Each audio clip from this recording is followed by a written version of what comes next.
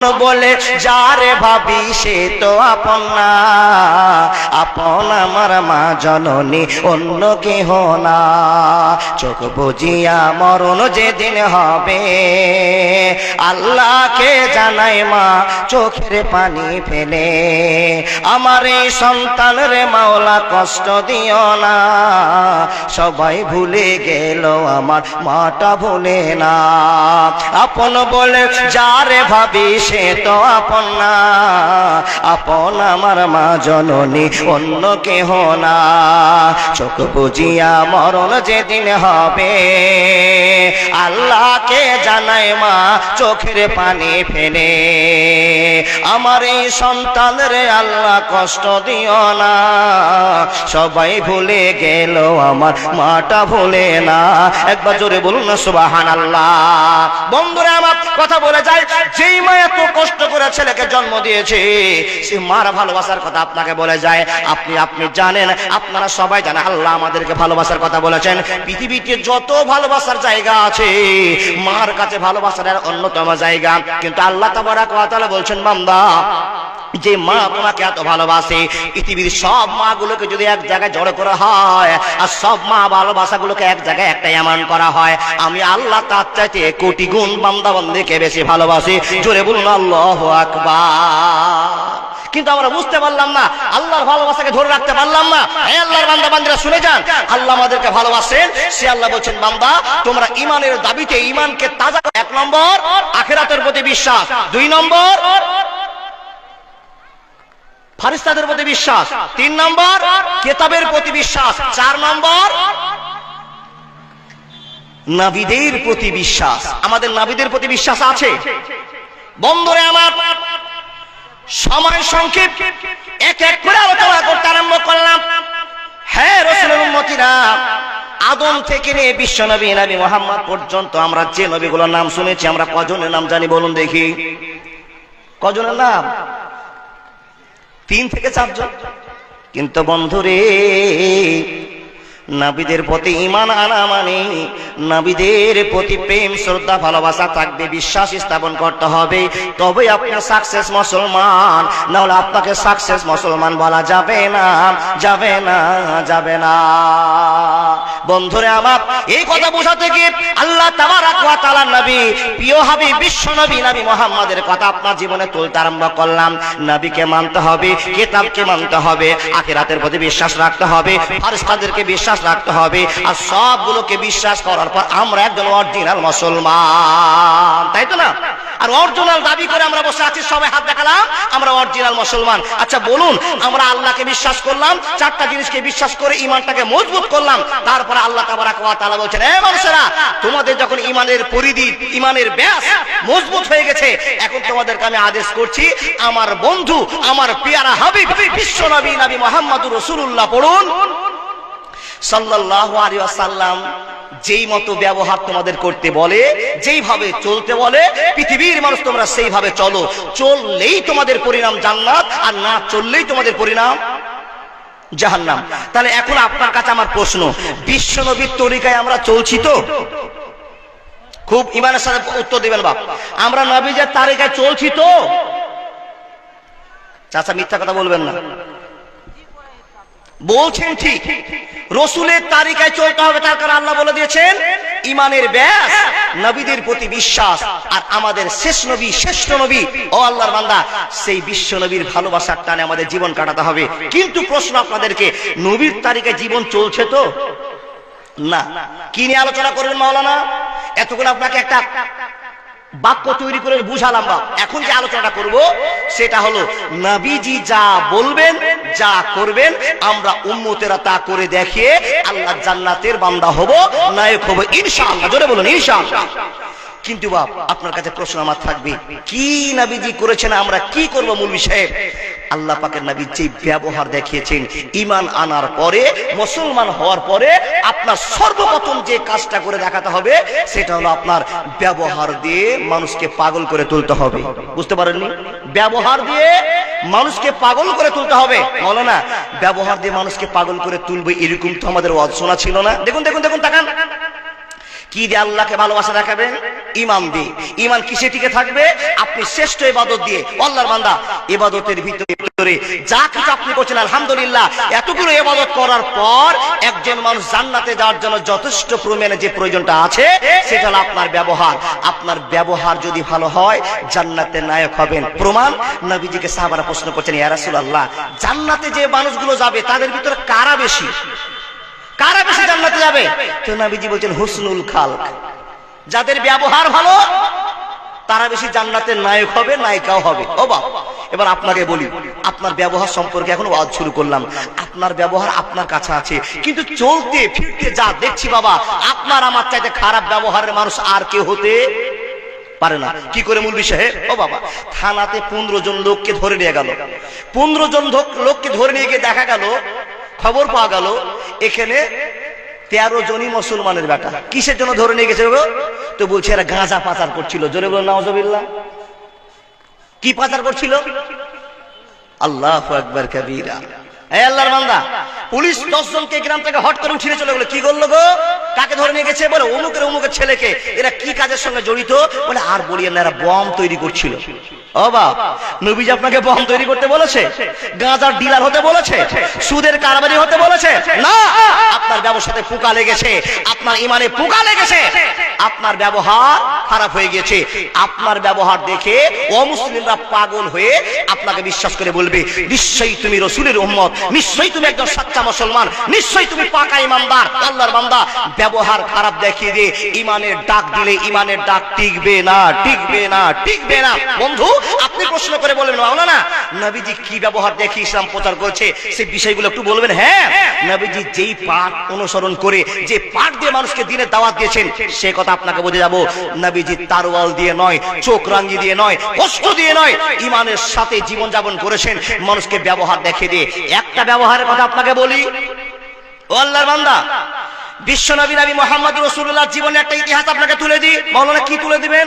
আচ্ছা, আমার এই ইতিহাসটা আপনাদের কি জানা? কোন ইতিহাসটা মাওলানা? যেটা হলো কাবা শরীফ যখন দ্বিতীয়বার নতুন করে তৈরি করা হলো, সেই দিন কিন্তু ঘর থেকে হাজরে আসওয়াদটাকে, হাজরে আসওয়াদ পাথরটাকে বের করে রাখা হয়েছিল। এই খবরটা আপনারা জানেন? ও বাবা, তারপরে সকল গোত্রের মানুষেরা ওই কাবা ঘরকে নির্মাণ করেছিলেন, এটা আপনারা জানেন। সব যৌথভাবে 10,000, 5,000, 2,000, 3,000 যার যেমন সামর্থ্য দিয়ে আল্লাহর ঘর কাবাকে বানিয়ে নিলেন। বানা যখন কমপ্লিট হলো, সেই দিন একটা ঝামেলা লাগলো। কি ঝামেলা? ঝামেলার কারণ হলো ওই হাজরে আসওয়াদ পাথর। এই হাজরে আসওয়াদ পাথর চিনেন বুঝেন? জি, ওকার বোঝাতে হবে না। ওই পাথরটা এত পাথর, দামি পাথর, সে পাথরটাতে যদি ক্রিমিনাল লোক গিয়ে চুমা খায় তো তার পাপটাকে আকর্ষণের সাথে চুষে নেয়। এটা আমরা জানি না বাবা। তাহলে এই পাথরটা দামি না কম দাম? দামি না কম দাম? অবশ্যই দামি। এই পাথরটাকে নিয়ে শুরু হলো ঝামেলা। বন্ধুরে আমার শুনে যান, পাথর মসজিদ থেকে বেরিয়ে গিয়েছে, মসজিদ আবার নতুন তৈরি হয়ে গিয়েছে, আল্লাহর ঘর নির্মাণ হয়ে গিয়েছে। সমস্ত হলো 4 দলের মানুষের আতুল কালাম চালু করে দিল, মারপিট চালু করে দিল, ঝগড়া চালু করে দিল। কি জন্য চালু করলো? কি জন্য চালু করলো? এরা বলছে আমাদের বংশের দাম বেশি, তাই তো আমরা এই পাথরটাকে যেখানে ছিল সেখানে রাখবো। আমাদের কর্মক্ষমতা বেশি আছে, আমাদের বংশের লোক দান বেশি করেছে, অতএব আমরা এই জায়গাতে পাথর আমরা রাখবো। অন্য দল বাধা দিয়ে বলছে, ও লোকেরা, আমরা তো দান ধান কম করিনি, অতএব এই পাথরটা আমরা রাখবো। এরকম করে ইমানের দাবিতে নিজের দাবি পেশ করতে আরম্ভ করলাম। বন্ধুরে, এমন ঝামেলা লাগলো, মারামারি, গন্ডগোল, বিদ্রোহ চালু হয়ে যাবে। এমন তো সমাতি কোন মানুষের মুখ থেকে একটা প্রস্তাব বেরিয়ে আসলো, ও মানুষেরা, এত সুন্দর করে কাবা ঘর বানার পর, এত সুন্দর করে মসজিদ বানার পর গুলাগুলি করে মরা যাবে না, যাবে না, যাবে না। আরবে নয় মিশরে, ইরাক, ইরান নয় ভারতে, সারা পৃথিবীর মাটিতে নবী তোর আইন চলে। যেতে হবে খালি হাতে আল্লাহ তোর দরবারে। একবার জোরে বলুন না সুবহানাল্লাহ। দেখেন, বংশতে ঝামেলা, গুলি করাকরি হবে, ঝামেলা লেগে গেল। এমনটা সময় কারো মুখ থেকে একটা প্রচার বেরিয়ে আসলো, কি জানেন? ও ভাইরা, এই পাথরটা নিয়ে তোমাদের যে ঝামেলা, মতভেদ, এই পাথরটাকে সেই বংশের লোক যথাস্থানে রাখতে পারবে, কাবাতে ঢুকাতে পারবে যেই লোকের ভিতর থেকে, যেই বংশের ভিতর থেকে একজন লোক সর্বপ্রথম মসজিদে ফজরের পরে দেখা দিবে। সুবহানাল্লাহ বলুন। ভিতর ভিতর দেখেন দেখেন দেখেন বন্ধুরে আমার, আলোচনা হয়ে গেল কাবা শরীফে যে প্রথম ঢুকবে সেই পাথরটাকে রাখার অনুমতি পাবে।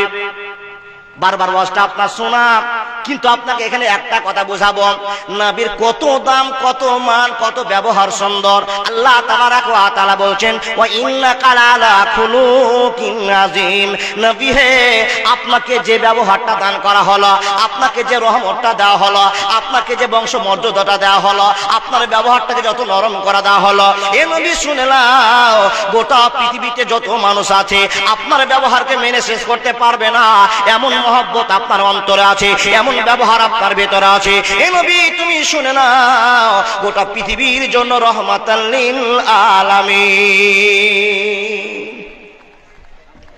বন্ধু, ঝামেলার মীমাংসা হচ্ছে। পাথরটা রাখা আছে, চার দলের লোককে আলোচনা করে বলা হলো, বাবুরা তোমরা কাবা শরীফে যে এসে হাজির হবা, সেই গিয়ে তোমরা ওই পাথরটাকে রাখতে পারবা। ঠিক আছে চলো। নিজের নিজের বাড়ি চলে গেল। ঘটনা আপনার শোনাম। সর্বপ্রথম ফজরের পরে সকালবেলাতে গিয়ে যাকে দেখা গেল, সে আর কেউ নয়, আখির নবী, বিশ্ব নবী, নবী মুহাম্মদুর রাসূলুল্লাহ। আবার বলুন সাল্লাল্লাহু আলাইহি সাল্লাম। নবী মুহাম্মদকে ঘরে দেখেই, মসজিদে দেখেই চার বংশের লোকেরা উৎফুল্ল মনে বলল, হাজাল আমিন। এই যে আমরা চেয়েছিলাম, এটাই চেয়েছিলাম, এটাই বুঝতে চেয়েছিলাম। যেই লোকটা যোগ্য প্রমাণ আছে, যোগ্যতা আছে, সেই লোকটাকে আল্লাহ হাজির করে দিয়েছে। ও গাড়িওয়ালা ভাই, তুমি যে, ওর আরো হুক লেগেছে, এটা গোলমাল আছে মনে হয়। দেখুন দেখুন দেখুন, সব বংশের লোকেরা বলছে, আরে আমরা যাকে যাকে মনে মনে ভাবছিলাম, সেই আল্লাহর বান্দাকে পেয়ে গেছি। এই সত্যবাদীর হাত দিয়ে সত্য পাথরটাকে সত্য জায়গাতে রাখা হবে। মন থেকে বলুন সুবহানাল্লাহ। বন্ধুরে আমার, সকালবেলা হাজির হয়েছে নবী মুহাম্মদ। এবার আপনারা বিচার করে বলুন তো, পাথর রাখবে কে? বিশ্বনবী, তাই না? বন্ধুরে আমার, এখন বিশ্বনবী পাথরটাকে নিয়ে গিয়ে যথাস্থানে রাখবে। আর পৃথিবীর যত হাজী সাহেবেরা আসবে, ওই পাথরকে চুমা খেতে ঢুকবে আর চলে যাবে। বলুন তো কত বড় সম্মান, কত বড় দাম, কত বড় মান। এত বড় সম্মানের মানুষরা কেমন করে নিজেকে বিচার করে দেখালেন, কেমন করে ব্যবহার দিয়ে গোটা পৃথিবীকে সাবধানতা দেখিয়েছেন, কেমন করে গোটা পৃথিবীকে ভালোবাসা দেখে জয় করে দিয়েছেন। বন্ধুরে, এই পাথরখানা রাখা আছে, বিশ্বনবীকে অর্ডার দেওয়া হলো, এ নবী মুহাম্মদ আপনি আর দেরি করবেন না, এত দামি পাথরটাকে আপনি নিজের হাতে তুলেন, আর নেওয়ার পর আপনি যে জায়গাতে রাখার জায়গা আপনি রেখে দেন।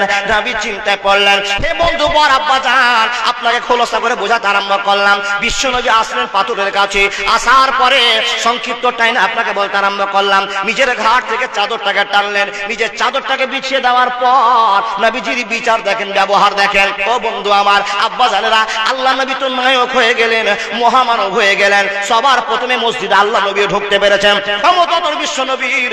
কিন্তু নবীজির ব্যবহারটা একবার আপনাকে ফলো করতে হবে। মানুষ রে, এমনিতে নায়ক হয়নি, এমনিতে মহামানব হয়নি। আল্লাহর দয়া কত, ভালোবাসা কত। বিশ্বনবী চাদরটাকে ফেলে দিলেন। হে মানুষ, চাদরটাকে ফেলে দেওয়ার পর ওই পাথরটাকে চাদরের উপরে রেখে দিলেন। আর রাখার পর চাচাকে বলছে, চাচা একটা কোনা ধরো, ও চাচা তুমি একটা কোনা ধরো, ও চাচা তুমি একটা কোনা ধরো। বংশের চারজন লিডারকে ডাকলেন, আর ডাকার পরে চার মাথার কাপড়টাকে ধরিয়ে দিয়ে নবী মুহাম্মদ বলছেন, এবার ছাড়ো, এবার উঠাও, আর টানতে টানতে ঘরের ভিতরে নিয়ে চলে যাও। বন্ধুরে, চারজন লোক এবার মনে খুশি হয়ে গেল, কারো তো ভেজাল থাকলো না। বিচারটা বলুন, দামি লোকের কেমন দামি বিচার আছে। মানুষ রে, শুধু নামাজ, রোজা, হজ, যাকাত দিয়ে আল্লাহর ভালোবাসা জয় করা যাবে না। আপনি প্রশ্ন করবেন, মাওলানা নামাজ রোজার সাথে সাথে কি জিনিসের প্রয়োজন আছে? আল্লাহকে বিশ্বাস করার পর ব্যবহারের প্রয়োজন দিয়ে ইমানদার হয়ে জান্নাতে নায়ক হতে হবে। দেখুন দেখুন দেখুন, নবীজি বলছেন, চাচা চাদর ধরো। চারজন গতিরীয় নেতা চাদরটাকে উঠিয়ে ঘরে ঢোকালেন। ঘরে ঢোকার পর নবীজি বলছেন, চাদরটাকে থেকে পাথরটা তুলে যথায় জায়গাতে রেখে দিলেন। সুবহানাল্লাহ বললেন না? বন্ধুরে আমার প্রশ্ন, যখন ব্যবহার এরকম দেখিয়ে দিলেন, চার বক্সের লোকের মাথা ঠান্ডা হয়ে গেল, মারামারি হলো না, দলাদলি হলো না, মারপিট হলো না, গুলাগুলি হলো না, লোকেরা তাপ চিন্তা শুরু করে দিল, আল্লাহ গো এই লোকটা তো এমন একটা লোক যার ব্যবহার দেখে সারা পৃথিবী পাগল হয়ে গিয়েছে, মানুষ সবাই পাগল হলো কিন্তু আমরা মানুষ মুসলমান পাগল হতে পারলাম না। জন্ম আমার নবীর যুগে হলে কেমন হতো, জন্ম আমার নবীর যুগে হলে কেমন হতো, দু নয়ন রাসূল পাক দেখলে কেমন হতো, জন্ম আমার নবীর যুগে হলে কেমন হতো, জন্ম আমার নবীর যুগে হলে কেমন হতো। আল্লাহর বান্দা নবীর যুগে জন্ম হলে কত আনন্দ অনুভব করতেন, কিন্তু নবী তো উম্মত হতে পেরেছি, এর জন্য আবেগের সাথে বলুন আল্লাহর নবী নবী মুহাম্মদুর রাসূলুল্লাহ পড়ুন সাল্লাল্লাহু আলাইহি সাল্লামের আমরা বন্ধু হয়ে জীবন যাপন করব ইনশাআল্লাহ। বিচার কিছু বুঝতে পারলেন, কিছু পেরেছেন?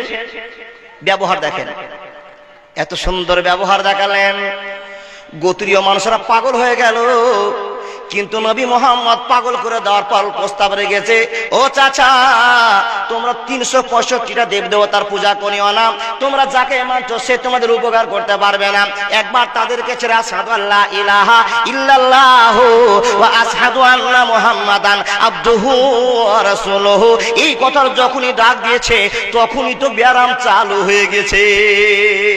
ওইদিকের গল্প থাক, শুধু নবী আওয়াজ দিয়েছেন, কেউ কেউ মেনে নিয়েছে, কেউ কেউ মানেনি। ও আল্লাহর বান্দা, আল্লাহ যাকে চেয়েছেন সে মেনে নিয়েছে, যারা মানেনি তাদেরকে আল্লাহ চায় নি।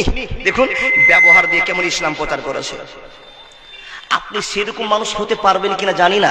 এই যে মাদ্রাসায় শুনলেন ইংরেজিতে কথা বললো, কোরআন তেলাওয়াত করলো, হাদিস বললো, দুনিয়ার শিষ্টাচার শিখালো, অবাক শুধু এইটুকু নয়, কোরআনের শিক্ষা মাদ্রাসার ফ্যাক্টরিতে এইটুকু শিক্ষা হয় না, মাদ্রাসায় ব্যবহার তৈরি করে দেয়। কিসের ব্যবহার? রাসূলের তরিকার জিন্দেগির ব্যবহার। জোরে বলুন সুবহানাল্লাহ। তফাৎ করবেন, আপনার বাড়িতে একটা স্কুল পড়া ছেলে আছে আর এই কোরআন পড়া একটা ছেলে আছে, একটু ডিফারেন্স করবে, আপনাকে মাদ্রাসায় যেতে হবে না, যান বাড়িতে আপনার ছেলে মেয়েকে ডিফারেন্স করেন। ও বাপ যান, যেই ছেলেটাকে আপনাকে দেখতে খারাপ কিন্তু আপনি যেই ভালো কাজটা করেছেন আপনি বুঝতে পারেননি, মরে যেদিন যাবেন যেই জামাটা পরে যাবেন ওই জামার পকেট থাকবে না, কিন্তু আপনি বাইরে একটা পকেট তৈরি করে গেছেন। কি পকেট জানেন? আপনার একটা হিফজুল কোরআনের মাঝা ছেলেকে তৈরি করেছেন, যাকে ভালো জায়গাতে রেখেছেন, যাকে দাম দিলেন, যার প্রাইভেটের জন্য হাজার হাজার খরচ করলেন, ও আপনার জন্য পকেট নয়, আপনার জন্য একটা অবিশ্বাস্য একটা কষ্ট জায়গা তৈরি হতে পারে। জানি না, সবকে বলবো না, খারাপ নয়, কিন্তু বাপ দেখে নেন, যাকে মাদ্রাসায় পড়তে দিয়েছেন ও জানেন যেদিন মরে গেলেন চলে গেলেন, মাদ্রাসাতে দাম দিয়েছিলেন চলে গেছেন, মাদ্রাসায় ছেলেকে পড়িয়েছিলেন, কোনদিন যদি ফজরের নামাজ পড়ার পর ওই বাচ্চাটার ওয়াজ শোনার পর মনটা গলে যায়, আর গলে যাওয়ার পর ফজরের নামাজ পড়ার সঙ্গে সঙ্গে চলে গেল আব্বার কবরের কাছে, মার কবরের কাছে, হাতখানা তুলেছে মাহবুদের কাছে, নিজের ভুল তুলতে আরম্ভ করেছে, হে আল্লাহ আমাকে ক্ষমা করে দাও, আমি অনেক বড় ভুল করেছি, অনেক বড় গুনাহ করেছে, মাহবুদরে তুমি আমাকে ক্ষমা করে দাও, নিজের ভুলগুলো তুলে দিতে আরম্ভ করেছে। ইন্নী ওয়াজহাতু ওয়াজহিয়া লিল্লাযী ফাতারাস সামাওয়াতি ওয়াল আরযা হানিফা ওয়া মা আনা মিনাল মুশরিকিন ইন্না সালাতি ওয়া নুসুকি ওয়া মাহইয়া ওয়া মামাতি লিল্লাহি রাব্বিল আলামিন। নিজের ভুলকে তুলে দেওয়ার পর আল্লাহর কাছে প্রস্তাব রেখে বলছে, রব্বির হামহুমা কামা রব্বায়ানি সাগীরা। বন্ধুরে আমার, মা বোন আমার, আপনার কলিজার টুকরো যেদিন চাকরি পেয়ে গেছে, মাস্টার হয়েছে, ডাক্তার হয়ে গেছে, মৌলভী হয়েছে, কারেফ হয়েছে, সেদিন আপনি কবরে ঘুমিয়ে আছেন, কোন রকম সাহায্য পাওয়ার আপনার আশায় নাই, সেই দিন যদি আপনার ছেলেটা কোন ক্রমে কোনো ওয়াজ শোনার পর মনটা নরম হয়, মসজিদ আযান শোনার পর মার কথা মনে পড়েছে, বাপের কথা মনে পড়েছে, কবরের কাছে গিয়ে যদি একবার দোয়া করে দেয়, বন্ধুরে কোটি টাকা যেই খরচ করে আপনি জীবনটাকে চালিয়ে গেছেন তার চাইতে অনেক বড় নেকির জারিয়া আপনার জন্য খুলে দেওয়া হবে। মানুষ রে, আপনি জানেন না বুঝেন না, তাই তো আপনাকে একটা কোরআনের হাফেজ তৈরি করতে হবে, একটা মাওলানা বানাতে হবে, একজন ব্যবহার ভালো মানুষ বানাতে হবে। আল্লাহ বলেন আওয়ালাদিন সালিহিন, নবী মুহাম্মদ বলেন আওয়ালাদিন সালিহিন ইয়াদউ লাহু, যদি ইমানদার ছেলে, ভালো ছেলে আল্লাহর কাছে দোয়া করে দেয়, ও দোয়া কোনদিনের জন্য ফিরে আসবে না। কিন্তু বলেছে বাবা আওয়ালাদিন সালিহিন ইয়াদউ লাহু, ছেলেটা হবে সালেহ, ভালো ছেলে। ও বাপ, দাদা, বন্ধু, মা বোন বুঝুন, ভালো ছেলে। ভালো ছেলে কে? যার ব্যবহার ভালো, আল্লাহর সঙ্গে বন্ধুত্ব রাখে ভালো, তাকে ভালো ছেলে বলা হয়, যা জানি আমরা। যার ভিতরে কেলেম নাই, ওই ছেলে যদি আল্লাহর কাছে দোয়া করে, বাপ মার কবরের উজ্জ্বল ভবিষ্যৎ প্রজন্মের খবর পাওয়া যাবে। আল্লাহর বান্দা, একটা কথা আপনাকে বললাম, তাহলে ভালো ছেলের প্রয়োজন আছে। মাদ্রাসায় শুধু কোরআন, হাদিস, বাংলা, ইংরেজি অক্ষর পড়া হয় না, এর ভিতরে ব্যবহারও শিক্ষা দেওয়া হয়। কি ব্যবহার? হুজুরের সামনে কেমন ভাবে বসতে হবে, লোকের সামনে কেমন ভাবে দাঁড়াতে হবে, মাকে গিয়ে সালাম করতে হবে, বাবাকে গিয়ে সালাম করতে হবে, মানুষ গেলে বসে সালাম দিতে হবে। ও বন্ধু, শিষ্টাচার, নিয়ম, ব্যবহার শিখিয়ে দেওয়া হয় কার? লাকাদ কানা লাকুম ফি রাসূলিল্লাহি উসওয়াতুন হাসানাহ। দেখুন দেখুন দেখুন, রাসূলের ব্যবহার শিখিয়ে দেওয়া হয় মাদ্রাসাতে। এবার আপনাকে বুঝাই, মাওলানা রাসূল কি ব্যবহার দেখিয়েছেন, আমাদেরকে তাকান। আল্লাহর বান্দা, একটা গল্প বলবো, তবে এই গল্পটা কিসের গল্প জানেন? কোন তারিখ থেকে নয়, একবার হাদিস থেকে আপনাকে গল্পটা বলছি। দেখুন, বিশ্বনবী নবী মুহাম্মদ রাসূলুল্লাহ পড়ুন সাল্লাল্লাহু আলাইহি সাল্লাম। ওয়াজ শুনে যান মন ভরে। নবী মুহাম্মদ বলছেন, এ ভালোবাসার মানুষেরা, তোমরা ব্যবহার দিয়ে আল্লাহর ভালোবাসাকে টিকিয়ে রাখো। আমরা উম্মত ব্যবহার জানি না, নবীজির ব্যবহার দিয়ে আপনার কেলেমটা মিটার চেষ্টা করছি। বন্ধুরে, আল্লাহর নবীকে মারবার জন্য একটা লোকের নাম প্রমাণ হয়েছে, যে লোকটার নাম হলো সুমামা বিন উসাল। দাদা জুতা পড়ছেন, আর একটু থামেন না, যায়েন না। ও বাবা, আপনাদের টিপটাপ দেখে, উঠাউঠি দেখে মনে বুঝছি যে আমার ওয়াজ আপনারা বুঝতে পারছেন না। সত্যি করে বুঝতে পারছেন না? বুঝতে পারছেন? জিতে উঠছেন কেন? মৌলভী সাহেব, অনেকক্ষণ থেকে বসে আছি তো পেচ্ছাপ লেগেছে। তো পেচ্ছাপ পায়খানা লাগাটা জরুরি, বাপ, লাগতেও পারে, তো একটু ইঙ্গিত দিয়ে যাবেন। যদি পেচ্ছাপ লাগে তো একটা আঙুল দেখাবেন, আর যদি পায়খানা লাগে তো দুটো, তাহলে বুঝাবো একটা পায়খানা লেগেছে। আর যদি বিড়ি খাওয়ার মন হয় তো 5টা আঙুল দেখে যায়, উঠে যায় না। আচ্ছা, কি বললাম লোকটার নাম? সুমামা বিন ওসাল। এই লোকটার ইতিহাস আপনাকে বলবো না, টাইম শর্ট। শুধু একটা কথা মনে রাখেন, এই সুমামা বিন ওসাল বিশ্বনবীকে হত্যা করার জন্য সিদ্ধান্ত করেছে। সুমামা বিন ওসাল নবীজিকে মারার জন্য তীর ধনুক নিজের সামান নিয়ে ঘোরাঘুরি করছে। এমন তো সময় বিশ্বনবীর সাহাবাদের হাতে আটক হয়ে গেল। বাপ, আপনাকে বলে যায়, আটক হয়ে গেল। সাহাবারা ধরে নিয়ে আসলেন। ধরে নিয়ে আসার পর নবীজিকে বলছেন, নবী গো, একটা লোককে আমরা ধরে নিয়ে এসেছি। এই লোকটা কয়েদি।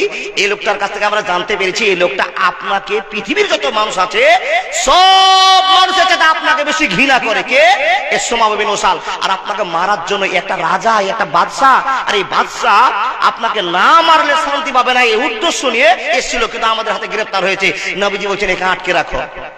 তো সাহাবারা আটকে রাখলেন মসজিদে এক পিলারে, মসজিদের এক পিলারে, যে মসজিদে নবীজি সাহাবাদেরকে নামাজ পড়ছেন, সেই পিলারে বেঁধে রেখেছেন কাকে? নামটা মনে করেন, সুমামা বিন ওসাল।